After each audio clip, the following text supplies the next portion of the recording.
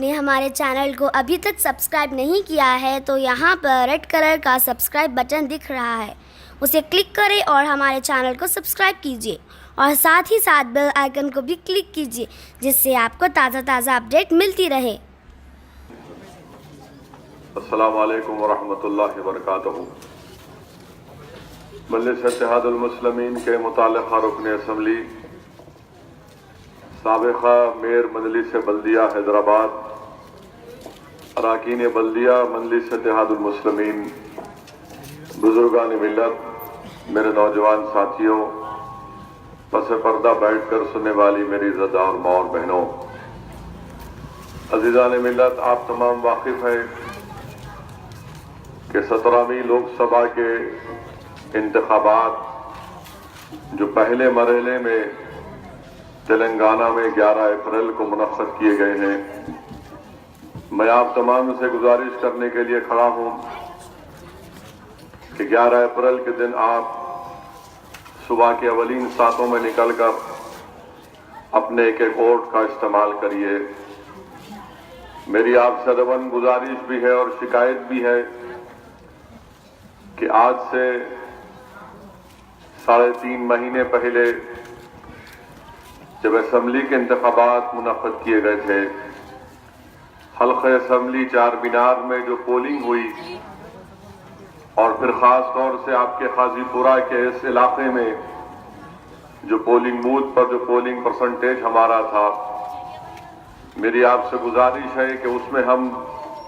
اس کو بہت اور اچھا کرنے کی ضرورت ہے۔ اس پولنگ پرسنٹیج میں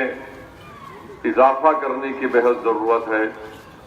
اور میں امید کرتا ہوں کہ اہلیان قاضی پورہ اور اطراف و اکناف کے تمام محلہ جات میں جہاں تک میری آواز جا رہی ہے یا پھر جو میری اس تقریر کے الفاظ کو سن رہے ہیں، میری آپ سے گزارش ہے کہ اپنا پولنگ پرسنٹیج بڑھائیے۔ جلسے تو ہوں گے، مسائل اپنی جگہ پر ہے، الحمدللہ مجلس کی نمائندگی پر بہت سے برقی، بلدی، آبرسانی کے مسائل حل کیے گئے ہیں۔ میں اس بات کا اعتراف بھی کرتا ہوں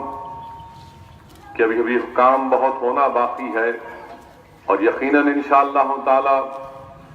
1-2-3 مہینے کے اندر جو کام زیر تکمیل ہے، جناب ممتاز احمد خان صاحب کی قیادت میں وہ تمام کام مکمل کر دیے جائیں گے۔ مگر میری آپ سے ادباً گزارش ہے کہ اپنے پولنگ پرسنٹیج کو بڑھائیے۔ یہ پولنگ پرسنٹیج ہمارے لیے ناکافی ہے، یہ پولنگ پرسنٹیج ہمارے لیے مستقبل میں مشکلات پیدا کر سکتا ہے۔ اگر آپ یہ سمجھ رہے ہیں کہ اس پارلیمانی انتخابات میں ہمارا مقابلہ کسی سے نہیں ہے، یقیناً انشاءاللہ تعالی اللہ کے فضل و کرم سے نبی کریم صلی اللہ علیہ وسلم کے صدقے طفیل میں اولیاء اللہ کی دعائیں، اہل دل کی دعاؤں کی وجہ سے مجلس کو دوبارہ کامیابی نصیب ہوگی۔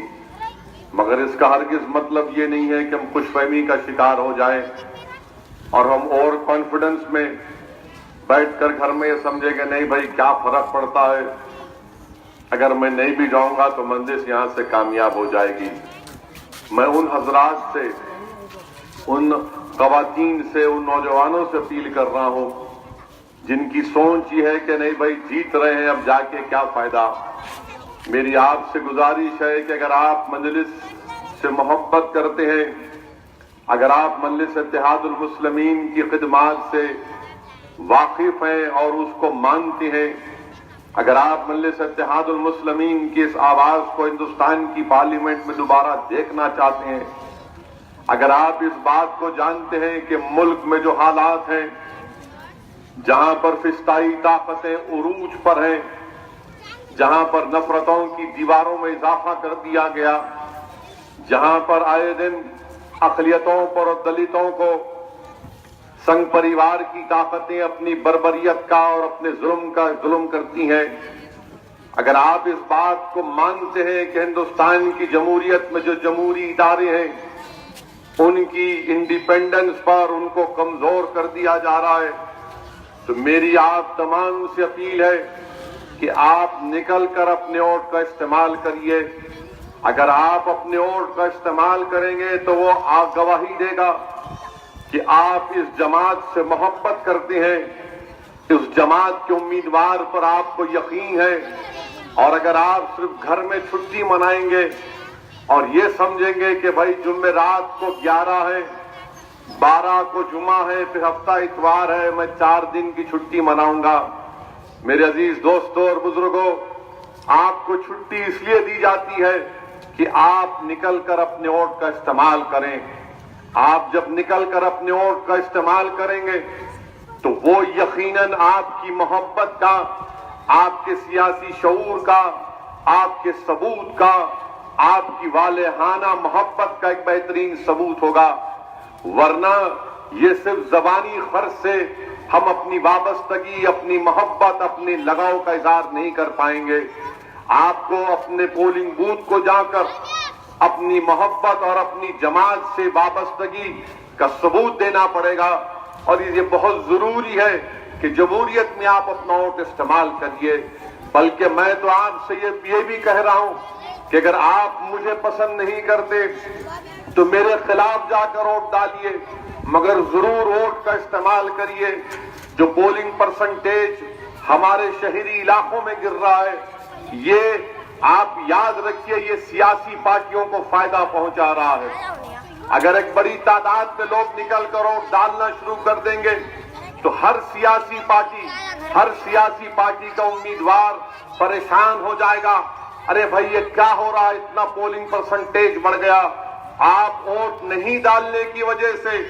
آپ سیاسی پارٹیوں کا فائدہ کر رہے ہیں, کیونکہ جب ایک سیاسی پارٹی کو معلوم ہو جاتا ہے کہ میں اتنے ووٹ حاصل کر سکتا ہوں اس علاقے سے, میری کامیابی کے لیے کافی ہے, تو نہ تو یہ رائے دہندگان کے لیے صحیح ہے, نہ یہ ہماری جمہوریت کے لیے صحیح ہے. اسی لیے میری آپ تمام سے گزارش ہے کہ خاص طور سے ہمارے ان نوجوانوں سے کہ آپ 11 تاریخ کے دن صبح نکل کر اپنے ووٹ کا استعمال کریے. ووٹ کے استعمال کرتے وقت, جاتے وقت آپ کو اپنے ساتھ شناختی کارڈ رکھ کر جانا پڑے گا. چاہے کوئی بھی شناختی کارڈ ہو, آپ اس کو لے کر جائیے. اپنے گھر کے بزرگوں کو ساتھ لے کے جاؤ. نوجوانوں, اپنی ماں کو, اپنی بہن کو ساتھ لے کر جاؤ. اور اس کے بعد اپنے دوست احباب کو ٹیلی فون کر کے ترغیب دو کہ بھائی جاؤ, جا کر اپنے ووٹ کا استعمال کرو اور مجلس اتحاد المسلمین کو کامیابی سے ہمکنار کرو. دوسری اہم بات, کیونکہ مجھے نبیل پورہ دروازے کے پاس بھی ایک جلسے میں جانا ہے, میں اپنی بات کو مختصر کرتے ہوئے اپنی بات کو ختم کر دوں گا کہ لوگ پوچھتے ہیں کہ مجلس کو کیوں ووٹ دیں, مجلس کو کیوں ووٹ دیں. اس پارلیمنٹ کے الیکشن میں مجلس اتحاد المسلمین کے حق میں ہم اپنے ووٹ کا استعمال کیوں کریں. تو میں آپ سے عرض کر رہا ہوں کہ آپ میری ذات کے نام پر ووٹ نہیں دیں گے. آپ اگر میری کوئی شخصیت اللہ نے بنایا تو اس کے نام پر بھی ووٹ مت دیجیے, آپ جماعت کے نام پر ووٹ دیجیے. کیونکہ آج میں ہوں, ہو سکتا ہے کہ میری زندگی کا چراغ آج رات یا کل صبح گول ہو جائے, تو کیا ہم اپنی جماعت کو چھوڑ دیں گے؟ کیا ہم اپنی جماعت, جس کو ہمارے بزرگوں نے اپنے خون پسینے سے اس جماعت کو سینچا ہے, بے تحاشا بے انتہا قربانیاں دے کر ہم نے اپنے ایک سیاسی پہچان کو پیدا کیا ہے, تو جماعت کو آپ کو ووٹ دینا ہے. اور آپ جانتے ہیں کہ ہندوستان کی پارلیمنٹ کے اندر مجلس اتحاد المسلمین کا نمائندگی کا ایک بے باک ریکارڈ ہے. آپ نے 2014 میں مجلس کے امیدوار کو ووٹ دیا. میں آپ کے سامنے ذمہ داری کے ساتھ عرض کر رہا ہوں کہ بحیثیت رکن پارلیمان میں نے 4.25 سال میں ہندوستان کی لوک سبھا میں 734 سوالات میں نے حکومت سے پوچھے ہیں. ہندوستان کی 16ویں لوک سبھا میں, جہاں پر ملک میں بحث کا ایک ایوریج ہے, اس ایوریج سے بڑھ کر میں نے ہندوستان کی لوک سبھا میں بحث اور مباحثے میں حصہ لیا ہے. اور اگر میں نے کیا حصہ لیا ہے, کس مدے پر بات کی ہے, ایک ایک تقریر مجلس اتحاد المسلمین کے رکن اسمبلی کی YouTube پر اور لوک سبھا کے ویب سائٹ پر دستیاب ہے، آپ اس کو دیکھ سکتے ہیں۔ اب کوئی چیز چھپنے والی نہیں ہے، جو کام کریں گے وہ اس کا ریکارڈ ہے، RTI کا زمانہ ہے، جو کام نہیں کریں گے وہ بھی آپ کے سامنے ہے۔ میری کوشش یہی رہی کہ جو حیدرآباد کی عوام مجلس کو ووٹ دیتی ہے، میں اس عوام کی صحیح ترجمانی کروں، اور میں پھر سے اس بات کو دہرانا ہوں کہ مجلس کو ووٹ اس لیے دینا ہے کیونکہ حیدرآباد کی پارلیمنٹ کی سیٹ محض حیدرآباد کی عوام کے اتحاد کی نشانی نہیں رہی۔ حیدرآباد کی پارلیمنٹ کی سیٹ صرف ہمارے سیاسی شعور کی مثال نہیں رہی، یہ حیدرآباد کی پارلیمنٹ کی سیٹ ہمارے مرکز سیاسی کا پیغام تو ضرور ہے، مگر یاد رکھیے یہ حیدرآباد کی پارلیمنٹ کی سیٹ ہندوستان کی اقلیتوں کی ایک بے باک آواز ہے۔ حیدرآباد کی پارلیمنٹ کی سیٹ ہندوستان کے مظلوم دلت جو ہماری طرف ایک امید کی نگاہ اٹھا کر دیکھتے ہیں کہ ہندوستان کی پارلیمنٹ میں ایک حیدرآباد کا نمائندہ ہے جو بابا صاحب امبیڈکر کے خوابوں کو پورا کرنے کا ٹھان کیا ہے۔ حیدرآباد کی پارلیمنٹ کی سیٹ صرف ہمارے جوش اور جذبے کا نام نہیں ہے، بلکہ حیدرآباد کی پارلیمنٹ کی سیٹ ہندوستان کے آئین میں جو ہم کو دستوری تحفظات دیے گئے، جو ہندوستان کے آئین اور سمویدھان میں ہم کو جو کانسٹیٹیوشنل رائٹس دیے گئے، ان رائٹس کو، ان خوابوں کو پورا کرنے کا نام حیدرآباد کی پارلیمنٹ کی سیٹ ہے۔ ہندوستان کی لوک سبھا میں بحیثیت رکن پارلیمان میں نے پوری کوشش کی کہ ہر بار جہاں پر بھی مسئلہ ہم بے باک طریقے سے عوام کے مسائل کو اٹھائیں گے، انصاف کا مطالبہ کریں گے۔ مجلس اتحاد المسلمین نے یہ نہیں دیکھا کہ سامنے ہندوستان کا وزیر اعظم کے طور پر اس وزارت عظمیٰ کے اس عظیم عہدے پر ایک شخص بیٹھا ہوا ہے جس نے گجرات میں بحیثیت چیف منسٹر انسانوں کی جان اور مال کے تحفظ میں ناکام ہو چکا ہے، جس کو ہندوستان کی جمہوریت نے 280 پارلیمنٹ کی سیٹ پر کامیاب کر کے بھیجایا، جس کے پاس 300 سے زائد رکن پارلیمان ہے۔ مجلس اتحاد المسلمین کا یہ آپ کا ادنا سپاہی ہندوستان کے ان تمام 300 اراکین برسر اقتدار MPs کے سامنے کھڑے ہو کر ہندوستان کے کانسٹیٹیوشن کی مظلوموں کے انصاف کی بات کرتا ہے۔ اخلاق کی بات آئی تو مجلس اتحاد المسلمین نے انصاف کا مطالبہ کیا، ارے کا جو بھی واقعات ہوئے ہم نے کھل کر اس کو بیان کیا۔ تعلیم کا مسئلہ آیا تو مجلس اتحاد المسلمین نے حکومت سے مطالبہ کیا کہ آپ کو بڑی محبت ہے مسلم خواتین سے، چلیے آپ ہم کو اسکالرشپ میں اضافہ کر دیجئے، 900 کروڑ آپ دیتے ہیں، 2500 کروڑ روپے دیجئے، ہر مسلمان کو، ہر اقلیتوں کو ڈیمانڈ ڈریون اسکالرشپ ملے گی۔ میرے عزیز دوستوں اور بزرگوں، یہ مجلس اتحاد المسلمین کا ریکارڈ ہے۔ ارے مخالفین آئیں گے چلے جائیں گے، مجھے ان پر تبصرہ کرنا نہیں ہے۔ آج ہمارا مقابلہ کس سے ہے؟ ہمارا مقابلہ اس ذہنیت سے ہے جو ہندوستان کی پارلیمنٹ میں ہندوستان کی جمہوریت شراکت داری کی جمہوریت ہے، جس کو انگریزی میں کہتے ہیں کہ پارٹیسپیٹو فارم آف ڈیموکریسی، جو نہیں چاہتے کہ ہندوستان ملک کیا ہے؟ ہندوستان ایک ایسا ملک ہے جہاں پر ہما قسم کے تہذیب اور مذہب کے ماننے والے رہتے ہیں، اور ہمارا خواب، ہماری کوشش یہ ہے کہ یہ تہذیب، یہ مذہب کے ماننے والوں کو ہندوستان کی پارلیمنٹ میں ان کی نمائندگی ملنی چاہیے۔ آج مجلس کو فرقہ پرست کہنے والوں، میں تم سے پوچھنا چاہتا ہوں، بتاؤ ہندوستان کی پارلیمنٹ میں کتنے مسلم اقلیت MP جیت کر آتی؟ میں فرقہ پرست ہوں، میں مانتا ہوں، میں ہیٹ اسپیچ دیتا ہوں، مانتا ہوں، آپ تمام لوگ نیک ہیں، دودھ کے دھلے ہوئے ہیں، آپ سیکولر ہیں، میں کمیونل ہوں، مگر بتاؤ 23 کیوں جیت کر آئے؟ کیوں جیت کر آئے؟ اور جب جیت کر بھی آتے ہیں تو منہ نہیں کھولتے، منہ ہی نہیں کھولتے، کیونکہ ان کی سیاسی پارٹی ان سے کہتی ہے کہ نہیں، تمہارا کام صرف خاموش بیٹھ کر تماشا دیکھنا، تم اپنی زبان کو نقار خلق کی آواز نہیں بنا سکتے۔ مجلس اتحاد المسلمین جب وہاں پر گئی، مجھے اچھی طرح یاد ہے کہ 2004 میں جب مرحوم قائد سالار ملت نے مجھے ٹکٹ دیا تو مرحوم قائد سالار ملت نے مجھے اس بات کو بلا کر کہا، مجھے اچھی طرح یاد ہے کہ سالار نے مجھ سے کہا،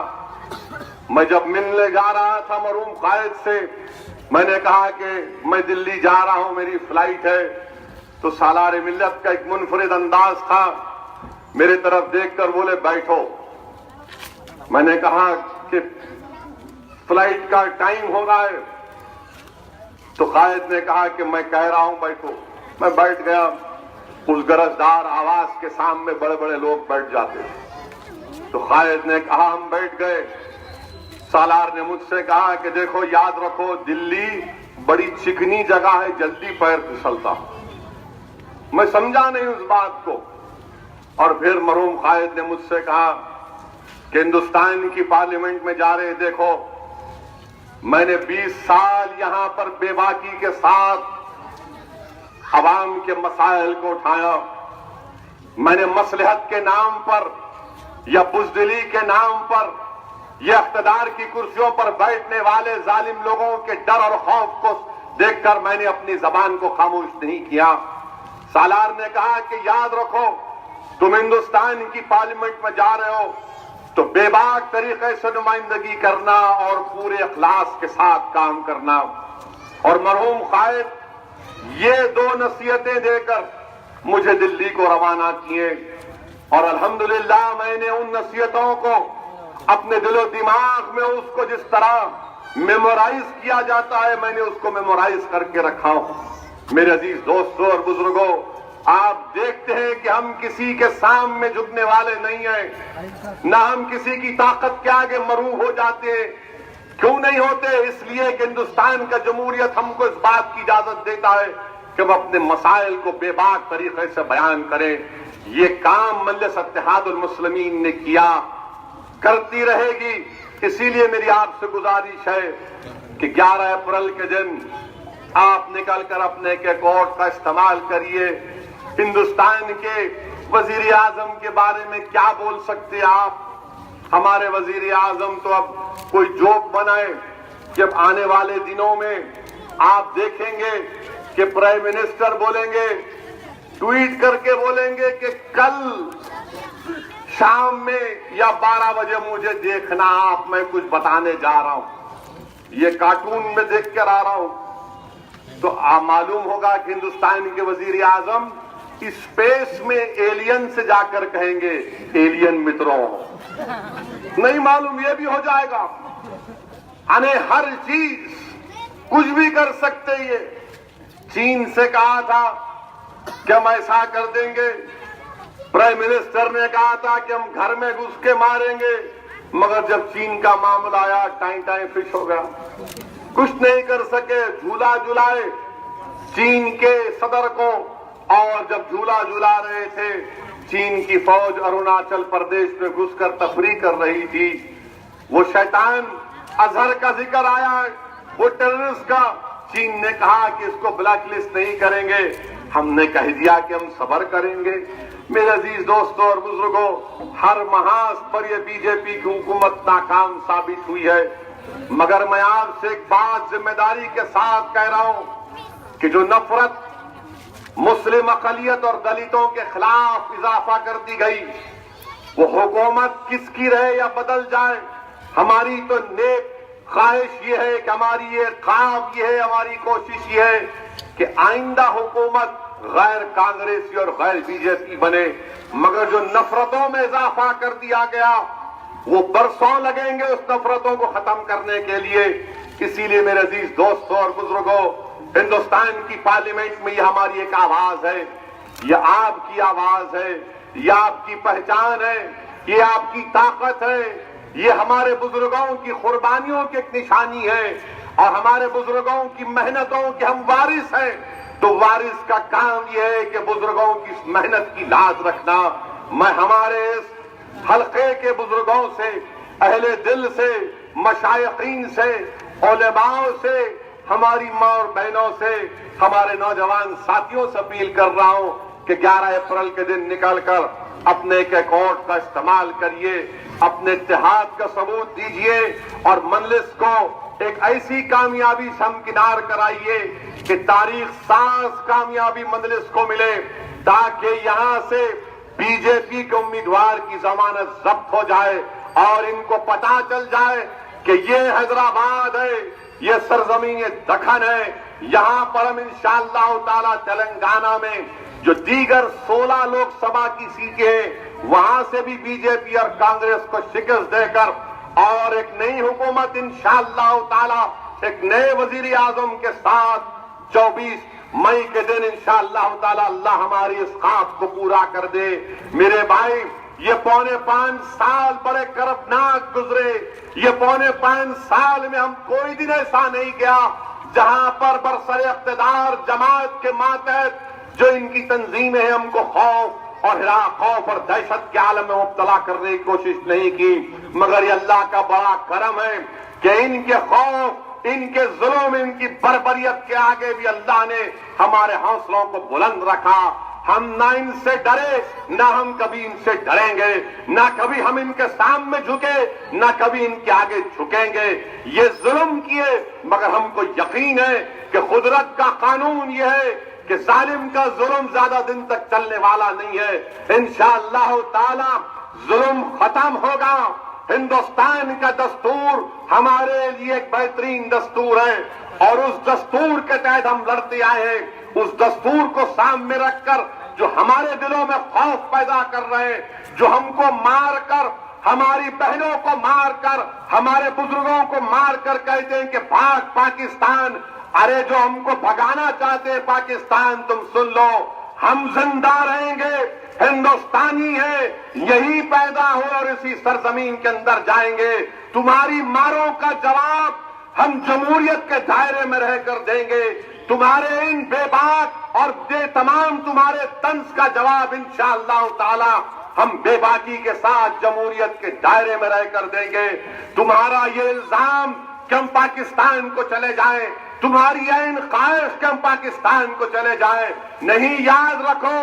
جب تک دنیا قائم رہے گی ہندوستان میں مسلمان ہندوستانی مسلمان بن کر رہے گا۔ ہم اپنے مسجدوں کو آباد رکھیں گے، ہم ہندوستان کے سیکولرزم کو، کمپوزٹ کلچر کو زندہ رکھیں گے۔ پاکستان سے ہم کو کوئی مطلب تھا نہ کبھی رہے گا، ہم کو ہندوستان کا سے مطلب ہے۔ ارے یہ یحییٰ پاشا کی سرزمین، یہ محدث دکن کی سرزمین، یہ حضرات یوسفین کی سرزمین، یہ بابا شرف الدین کی سرزمین، ارے جب یہ ہماری سرزمین ہے تو تم یہاں سے ہم کو مار کر نہیں بھگا سکتے۔ تمہارا ظلم ختم ہوگا، تمہارے لگیں ٹوٹ جائیں گی اور انشاءاللہ تعالی ہم صبر کے ساتھ اور بے خوف ہو کر جمہوریت میں اپنی لڑائی لڑتے آئے ہیں اور لڑتے رہیں گے۔ اپنی امیدوں کو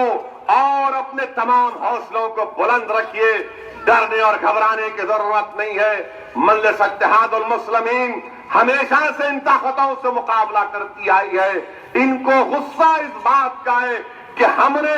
ہندوستان کے ہر کونے میں ہماری مرکز سیاسی کو، ہمارے اتحاد کو ختم کر دیا۔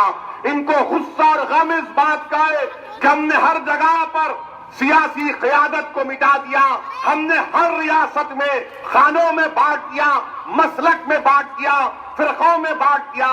آخر یہ کیا بات ہے سرزمین دکن میں کہ یہاں پر ہر طوفان آتا ہے، مگر اللہ نے ہم کو ہنر سکھایا کہ ہم ان ظالموں کے طوفانوں میں، اس سنگ پریوار کے طوفانوں میں اللہ نے ہم کو ایک چراغ جلانے کا ہنر سکھا دیا۔ میرے بھائی، اس چراغ کو جلائے رکھو، یہ ہمارے اتحاد کا چراغ ہے، یہ ہمارے ان تمام طاقتوں کے خلاف ہماری ایک آواز ہے۔ اس آواز کو آپ کو مضبوط کرنا ہے۔ 11 اپریل کے دن اپنے گھر سے روانہ ہو کر اپنے ایک ووٹ کا استعمال کریے،